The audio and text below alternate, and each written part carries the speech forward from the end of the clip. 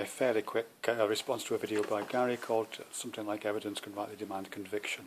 I'm only going to respond to the first 3 minutes of this video, Gary, in which you say you're talking about taking cars apart, and how if you take enough cars apart, of course your confidence should grow. And I think the figure you cite is 1,000. If you take 1,000 cars apart, you can be pretty confident about how a car works. That's true. And I don't know how many cars you've taken apart, but if you've taken apart a lot, I'm guessing you're pretty confident about how a car works. And that probably sets you in good stead for when someone pulls up in a car and says, "Can you take my car apart and possibly fix it?" Unless, of course, they turn up with a Wankel rotary engined car or a Nissan Leaf or something like that. I'm guessing you're a bit confused at those moments. But generally, you're absolutely right in that. So, this is a question for you, have you really taken 1,000 consciousnesses apart? Because you're very confident about how consciousness works, and how will works within consciousness, and intentionality and agency, and what a self is, and how brains relate to consciousness, and how consciousness relates to senses and perception. Very confident. Am I to assume you've taken 1,000 of those apart? I'll answer that for you. I know you haven't. You've taken one apart, very casually, and that's your own, which you've taken apart from the inside, which is not a good method, by the way. And you've drawn drawings of what you see when you look at your own consciousness.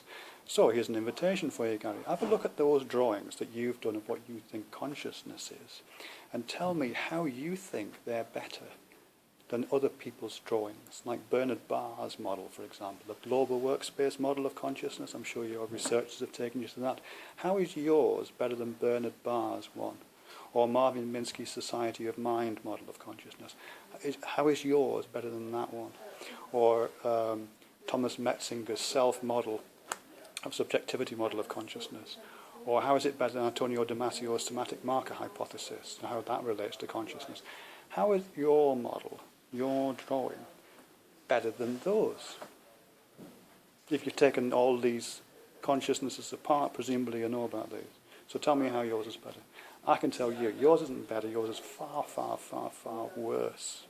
You can do things with the other models that yours can't, because your model comes out of what's called naive psychology. I'll invite you to Google that. It's very similar, actually, your model of consciousness. And it relates to the physics things as well you do. But your model of consciousness is very similar to drawings of consciousness that were made several hundred years ago. You find them in kind of alchemical drawings. People like John Dee were doing them in the 16th century. But they go way back to like Aristotle. And it's not a coincidence, because that's the kind of model of consciousness that people produce when they don't have any information.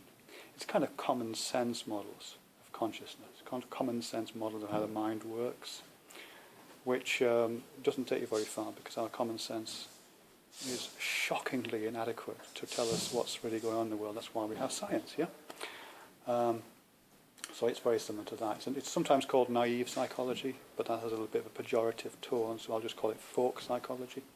And your physics is similar. Your physics is very like folk physics. Again, it's the kind of physics that people tend to come up with all around the world before they're exposed to experimentation, proper empirical knowledge-gathering processes.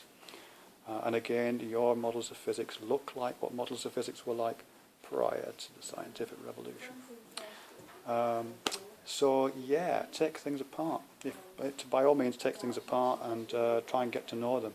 The way you take consciousness apart, by the way, is you expose yourself to other consciousnesses, which means you do things like talk to people with a genuine desire to find out, and read books, watch videos, that kind of educational stuff.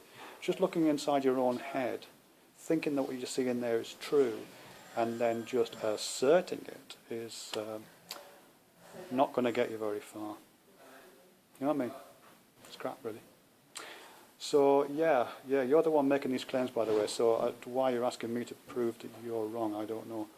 You show me how your physics is better than other people. Show me how your consciousness model is better than Bernard Barr's or Thomas Metzinger's or Antonio Damasio's or Marvin Minsky's or any Daniel Dennett's or anybody else. And we'll all listen with open ears. Until then, carry on talking out your arse. Bye.